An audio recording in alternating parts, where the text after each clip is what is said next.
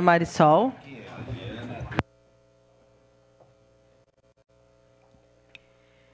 Bom dia, obrigada, senhora presidente, colegas vereadores, quem nos acompanha também de casa pelas redes sociais, pela TV Câmara, canal 16. Eu usaria esse espaço para o grande expediente, não consegui fazê-lo esses dias, então hoje pedimos essa declaração de líder para que eu pudesse trazer algumas informações que eu considero importantes e quero dividir em alguns momentos diferentes. Um deles eu quero compartilhar aqui com a comunidade algumas conquistas para a nossa cidade, frutos de muita mobilização e de muito diálogo nos últimos tempos. Separei especialmente duas dessas conquistas que foram mais recentes e que são bem diferentes para trazer para vocês, né, segmentos diferentes.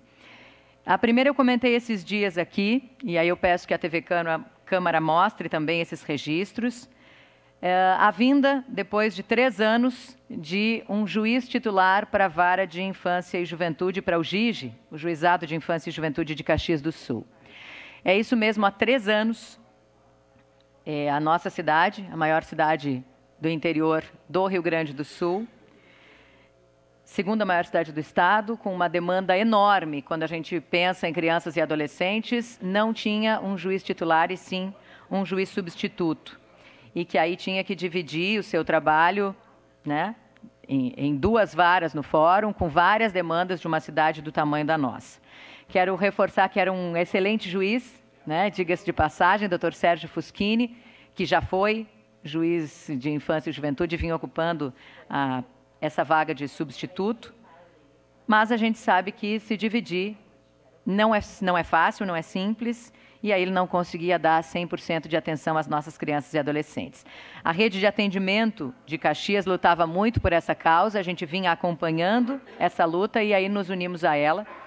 Eu estive com representantes da FAS, com o Dr. Sérgio Fuschini, com a doutora Simone Martini, promotora, e até com a presidente do Tribunal de Justiça do Estado do Rio Grande do Sul, a desembargadora Iris Helena.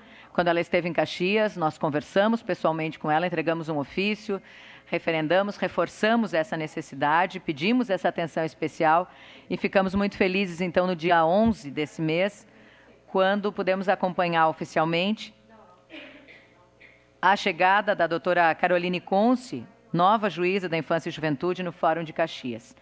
Nessa ocasião, eu tive a oportunidade também de representar a nossa Câmara de Vereadores e de me colocar à disposição, e mais do que isso, nos colocar à disposição, como Frente Parlamentar dos Direitos da Criança e do Adolescente, presidida pelo vereador Fiuzi, da qual eu faço parte, e também nós todos, porque eu tenho certeza que essa é uma pauta que interessa a todos nós.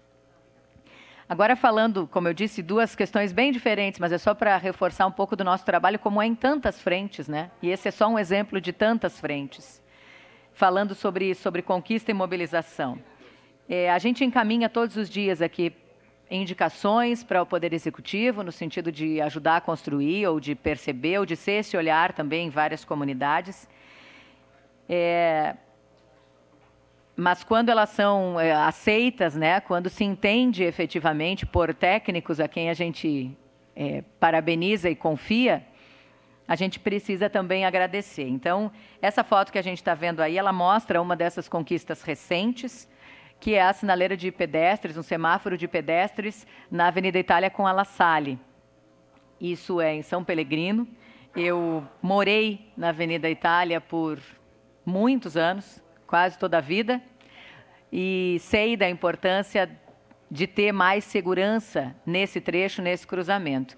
Até porque, né, é a saída dos estudantes ali do La Salle Caxias, onde eu estudei por boa parte da vida, onde eu dei aulas, inclusive.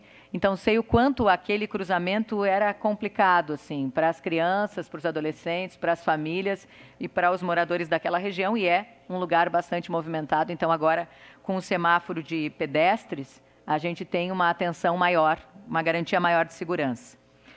Queria agradecer ao secretário, estava aí, aparece na foto, o secretário Alfonso Willenbring, que a gente vinha insistindo, conversando, fazendo essas reuniões, apresentando a argumentação da necessidade, né, disso, que não é de hoje, que é uma demanda que é da comunidade, né, e que a gente só veio para reforçar, então, obrigado ao secretário Alfonso e a toda a equipe da Secretaria de Transportes pelo entendimento, pelo estudo que foi feito para a viabilidade desse semáforo. E agora, nesse terceiro momento, assim, eu queria só compartilhar com vocês e todos aqui, né, os senhores e senhoras colegas vereadores e também quem está em casa e me conhece sabe o quanto a gente... Quanto possível uma parte, vereador, por gentileza. Eu vou lhe permitir agora, então, para antes de mudar de assunto. Muito obrigado, quero parabenizar a Vossa Excelência por essa conquista através do juizado da criança e do adolescente aqui em Caxias do Sul. Sei do seu esforço junto ao governo do estado para que a gente conseguisse essa juíza titular, inclusive para dar o aceleramento nos processos, principalmente no que diz respeito também, não apenas em situações de abuso, de negligência de crianças e adolescentes, mas também sobre a adoção, da importância desse tema para que a gente possa também dar a elas um auxílio de ter também uma estrutura familiar do jeito que elas merecem. Parabéns e muito obrigado. Muito obrigada. A gente luta junto, né, vereador Fiuza? E a nossa luta, nesse caso, não para,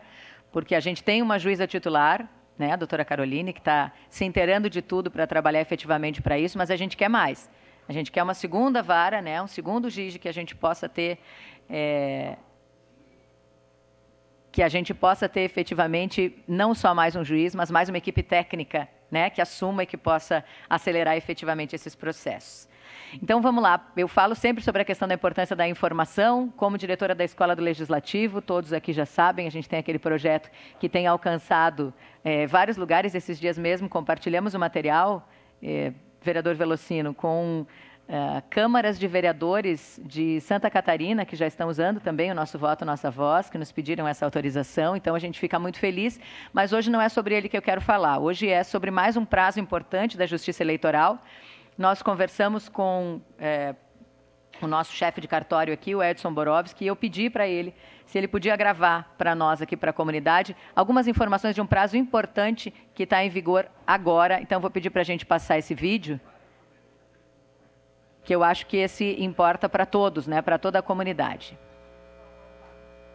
Bom, desde o dia 18 de julho até o dia 18 de agosto, todos aqueles eleitores que porventura estarão no primeiro turno ou no segundo turno das eleições gerais de 2022 fora do seu domicílio eleitoral poderão solicitar em qualquer cartório eleitoral do Brasil a transferência temporária ou o chamado voto em trânsito. Mas muita atenção, primeiro, o voto em trânsito só funcionará nas cidades acima de 100 mil eleitores, então não é em todo o Brasil. Pode ser feito em qualquer cartório eleitoral do Brasil? Sim, mas a votação só ocorre naquelas cidades que têm mais de 100 mil eleitores. Prazo até 18 de agosto.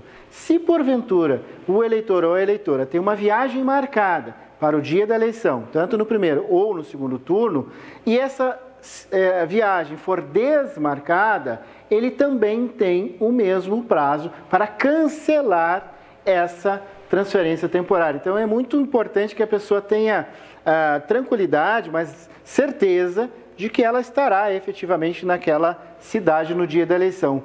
Porque o cadastro, o nome desse eleitor ou dessa eleitora estará numa urna eletrônica no novo endereço, na nova cidade. E não estará na urna da sua sessão originária, porque é uma transferência temporária. Então, se esse eleitor ou eleitora, porventura, nesse intervalo entre agosto e o dia da eleição, não viajar, cancelar a viagem a negócio, a estudos, ela não poderá votar na sua cidade de origem. Então, é um instrumento que deve ser utilizado com muita prudência, né? Então, aquela pessoa que já tem uma viagem comprada, uma passagem já definida e que vai estar efetivamente fora do seu domicílio.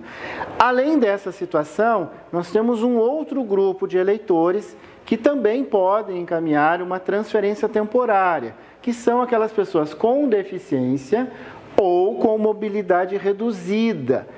Esses eleitores que, porventura, não trocaram seu local de votação até o prazo final, que foi 4 de maio, podem solicitar ao cartório um outro local com acessibilidade. Então, por exemplo, eu voto num local que a sessão eleitoral é numa sala que tem escada, que tem um obstáculo, que é dificultoso eu chegar até aquela sessão. Dentro dessa janela, este eleitor pode solicitar a transferência para um outro local que ele sabe que tem melhores condições de acessibilidade, onde entra cadeirante, onde tem espaço para livre circulação e não tem nenhum impedimento para o voto. Esses dois procedimentos estão dentro de um princípio que é a busca da melhor condição do eleitor ou da eleitora exercer o seu direito do voto. Portanto, aquele eleitor que se desloca do seu domicílio eleitoral para outro no primeiro ou no segundo turno, a Justiça Eleitoral quer que ele vote, quer que o voto seja garantido e também para esse público que tem alguma dificuldade para o exercício do voto. Então, votar é um ato de cidadania. Bom, desde o dia 18 de... Voltou, quase. Bom, como já encerrou meu tempo, eu só queria reforçar, essa é uma informação que a gente pediu para trazer aqui pela importância dela e lembrar que o cartório eleitoral aqui em Caxias do Sul atende de segunda a sexta-feira, do meio-dia às 7 da noite. Obrigada. Obrigada.